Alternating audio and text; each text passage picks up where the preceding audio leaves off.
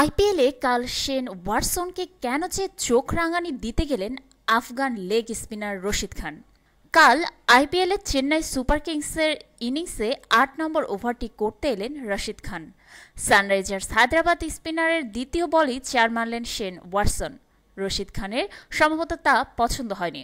নন strike প্রান্ত হতে Watson ফেরার সময় তার প্রতি আগুনে দৃষ্টি হানেন এই আফগান লেগ স্পিনার।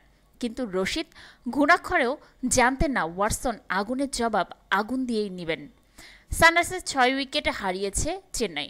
৫৩ বলে ৯৬ রানে ইনিংস খেলেন ওয়াটসন। এর মধ্যে ৩০ রান নিয়েছেন রশিদ খানের ৪ ওভার থেকে।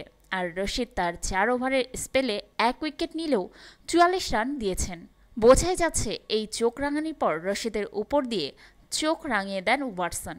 তার ৪ ওভারের স্পেলে ১৩টি বল খেলে ৩০ রান তুলে নেন অস্ট্রেলিয়ার সাবেক এই অলরাউন্ডার।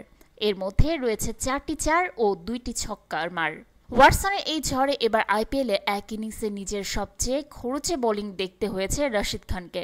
এবারে আইপিএলে কালকের আগে কোনো ম্যাচে ৪৪ রান দেননি এই আফগান। আর সামাজিক যোগাযোগ মাধ্যমেও সমালোচনা চলছে রশিদ খানের। বেশিরভাগেরই মত, ওয়াটসনের সঙ্গে অমন আচরণ করা ঠিক হয়নি সানরাইজার্স স্পিনারের। এক আইপিএল প্রেমীর মন্তব্য, রশিদ খান শুরু করেছে, ওয়াটসন শেষ করল। ভিডিওটি দেখার জন্য আপনাকে ধন্যবাদ। দর্শক, আপনার কাছে ভিডিওটি ভালো লাগলে লাইক এবং শেয়ার দিন। আপনার ভাবনা বা মতামত জানাতে কমেন্টস করুন। সব খবরাখবর আগে আপডেট পেতে সাবস্ক্রাইব করুন gbn24.com। নোটিফিকেশন পেতে পাশের বেল আইকনটি ক্লিক করুন।